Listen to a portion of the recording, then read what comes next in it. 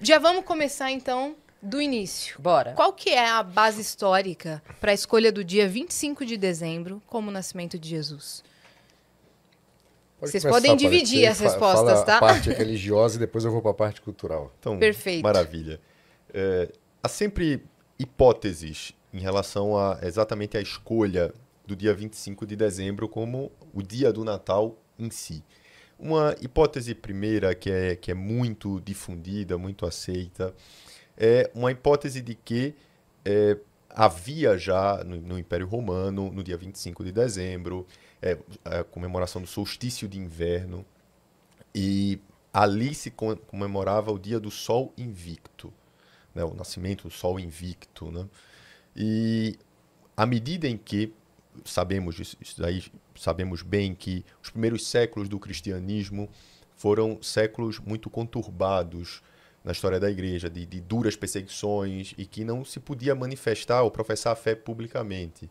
Então, muitos cristãos se valiam daquela comemoração do Sol Invicto para ali adorar a Nosso Senhor Jesus Cristo, que estava nascendo. Né? Então, essa é uma vertente histórica,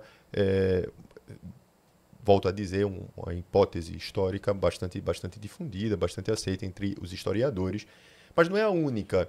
Existe também uma outra, que já Hipólito de Roma, grande apologeta, escritor do século III, ele já falava ali no século III, cravando essa data do dia 25 de dezembro como o nascimento de Jesus. Como se fez essa conta, considerando ali o momento da anunciação do anjo a Maria, 9 meses depois, o nascimento de Jesus, né? E ali sempre relatos bíblicos, né? Também o nascimento de João Batista, né? Que tinha uma diferença de idade de 3 meses para Jesus. Então, se considerava, ele cravou ali o 25 de dezembro. Mas o que verdadeiramente importa, considerarmos que ali, o início do cristianismo, ele gira em torno, estávamos falando inclusive sobre isso, ele gira em torno do mistério pascal, da morte e da ressurreição de Cristo. Então, paixão, morte e ressurreição. Aos poucos, o cristianismo ele vai se difundindo e, ao mesmo tempo que se difunde, ele vai também considerando outros momentos da vida de Cristo. Né? Mas tudo gira em torno da Páscoa. Tanto é que os primeiros séculos do cristianismo não se perguntava sobre quando Jesus nasceu, mas olha aí o nascimento. Né? Sabemos um relato no Evangelho de São Lucas, aquele que narra melhor como se deu o nascimento, mas o nascimento estava orientado ali para a sua missão, que era a sua paixão, morte e ressurreição. Com o passar do tempo, vai se desenvolvendo também toda a liturgia da igreja e se fixa ali meados do século IV, século V, a celebração do Natal no dia 25 de dezembro. E aí, a meu ver, acho que uma coisa não interfere na outra. Assim, como a igreja o fez em tantas e tantas ocasiões, se aproveita de costumes que eram pagãos e os cristianiza. Né? Vamos ver, tem tantos e tantos símbolos que são natalinos que têm uma origem pagã, mas não tem nenhum problema nisso. Por quê?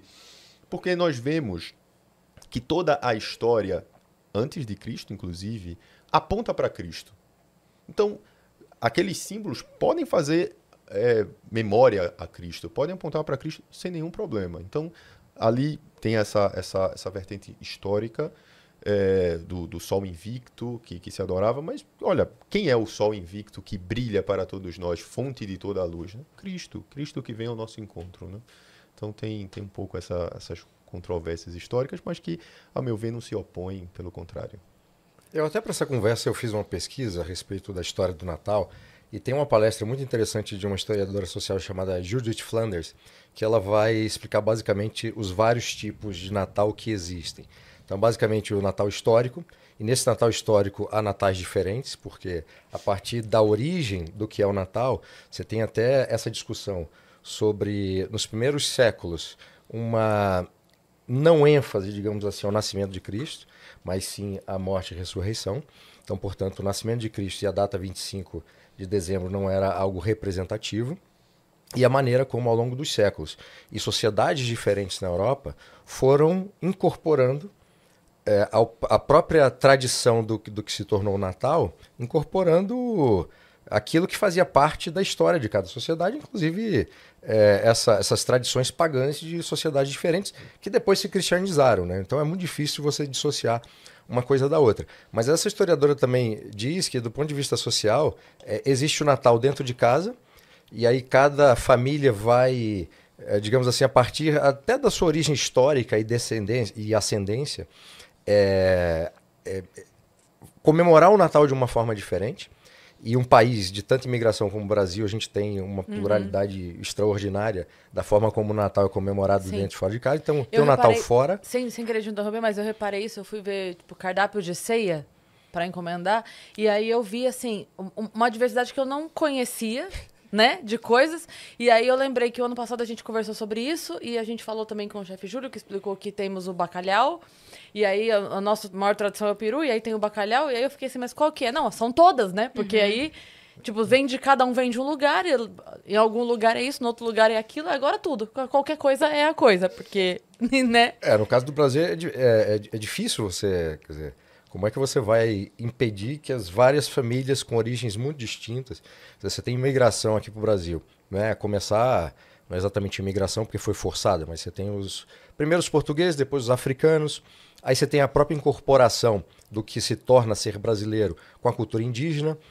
Depois a imigração alemã, italiana, sírio-libanesa, a imigração japonesa. Quer dizer, todo mundo vai trazer uma contribuição. Então as famílias no bairro da Liberdade, eu tenho certeza que não vai comemorar do mesmo jeito das famílias com uma ascendência portuguesa ou famílias que não têm assim, uma origem histórica assim, muito bem definida. A gente chamaria de brasileiro.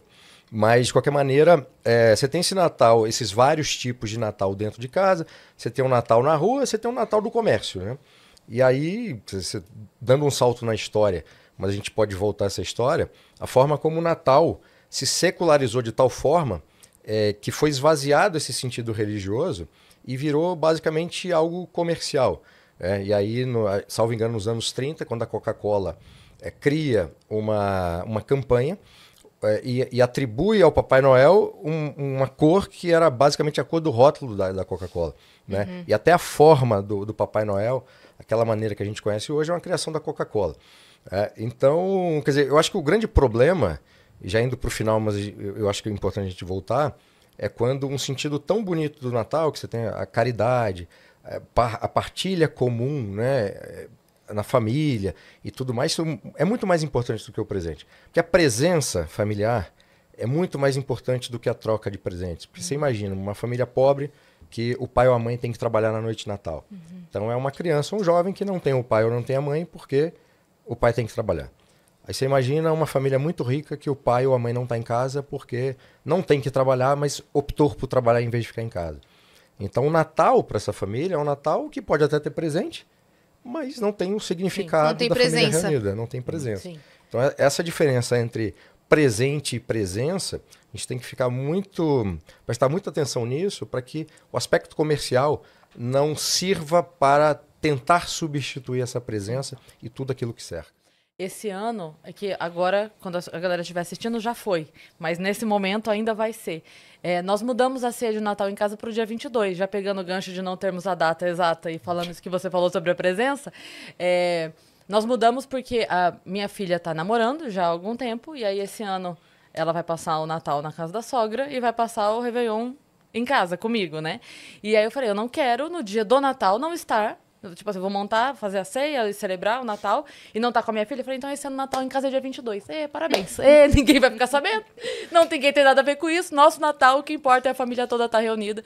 Então a gente marcou de fazer. Até eu falei que eu fui encomendar a ceia. Eu falei, eu posso encomendar a ceia pro dia 22? Vocês já testam os pratos? Isso, testa comigo. Porque eu falei, o que eu vou fazer no dia 24? Montar tudo, fazer aquela coisa super bonita pra gente ter o nosso jantar, pra celebrar e pra ficar junto. E minha filha não tá falando, então vale mais pra mim o dia 22 com ela do que o dia 24 sem ela, né? Então, aí foi isso. Então, nesse momento, quando eu estiver assistindo, provavelmente eu tô em casa só fazendo um miojo. A gente vai fazer alguma coisa, com certeza, mas eu digo assim, nós mudamos, então, assim, não, vale o Natal tá junto, né? Então, a gente vai estar junto no dia 22.